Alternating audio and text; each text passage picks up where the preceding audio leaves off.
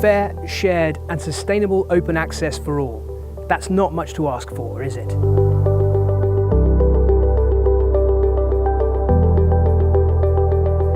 It's a bizarre state of affairs. We were, as a people, far more connected to our waterways than we are now. Our access to them has never been worse. Only 4% of our waterways here in the UK have public access to them. And that's just not fair. That's just crazy. 96% of it is shut off to people like me who really, really care. There's a strong sense from people that actually this is fundamentally wrong, that people should have the same rights that we do to mountains and moors to enjoy those open spaces, that actually, well, why can we only access 4%? These rivers and canals and lakes are all over our country and within reach of so much of the population, yet so little can actually be enjoyed. A couple of years ago I was paddling on the Derwent down at a place called Wattstamwell, and we were just getting changed and a guy pulled up and he confronted us. He said, "You can't go kayaking here.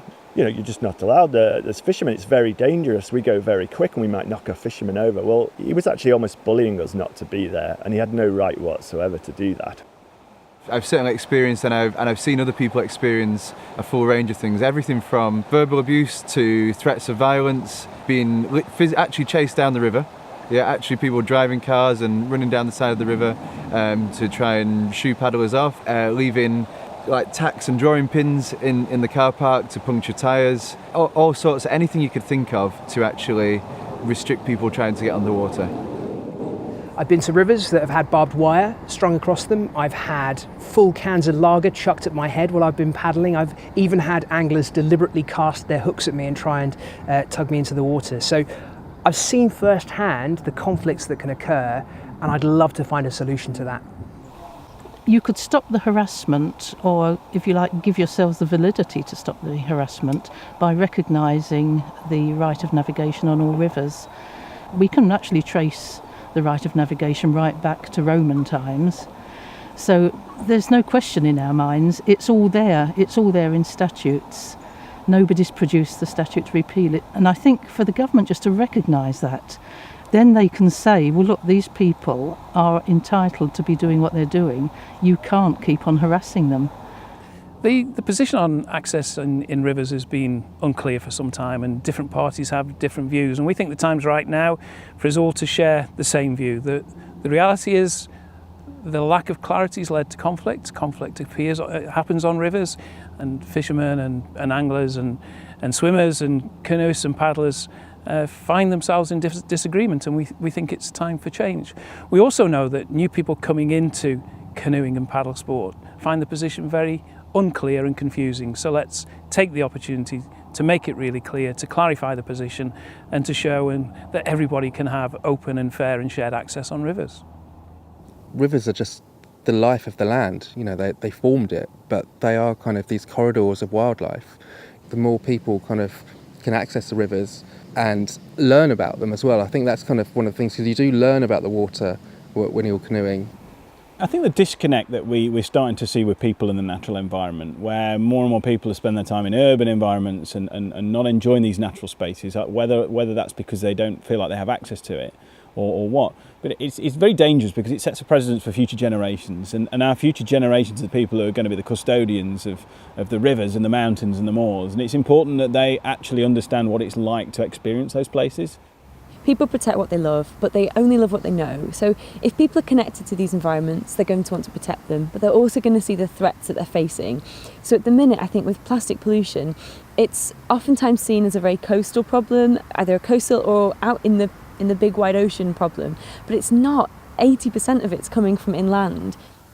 Yeah, the canoeists are the bin men of the rivers. We do go and collect stuff all the time because you can't help yourself. But there are so many canoeing groups at the moment who are doing river cleanups. If you read what they've done, they've travelled 2 or 3 miles on a river and taken out literally bucket loads of stuff. The way that you protect environments is by having the maximum amount of willing custodians who are just ready to lend a hand and get stuck in. But you have to invest people in the health of a river in order to have them interested. And you don't do that by shutting them out. It is well documented that access to the outdoors is good for well-being, access to waterside even more so, or on the water.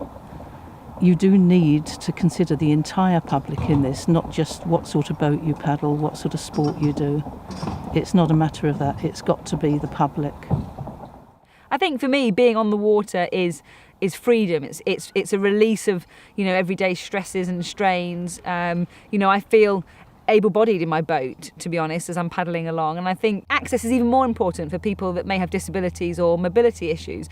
So much of your life is often constrained by what you can and can't do in the wheelchair or what you can and can't reach in the shops. So to be able to get out of your chair and to be able to get into a boat and experience the freedom of being on the water is just an incredibly positive thing, both for yourself and for your life.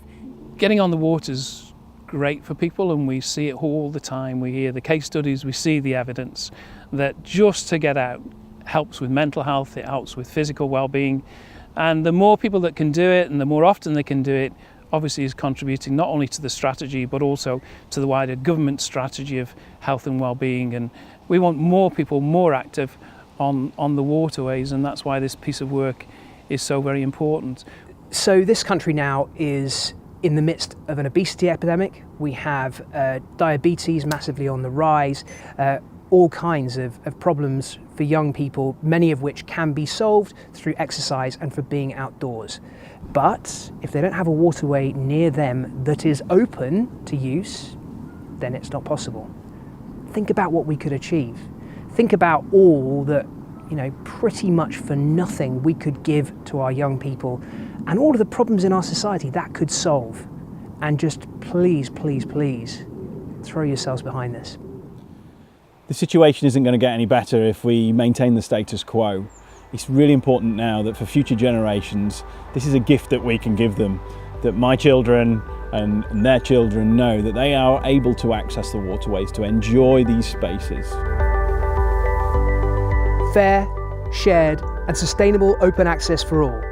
It's time to make it happen.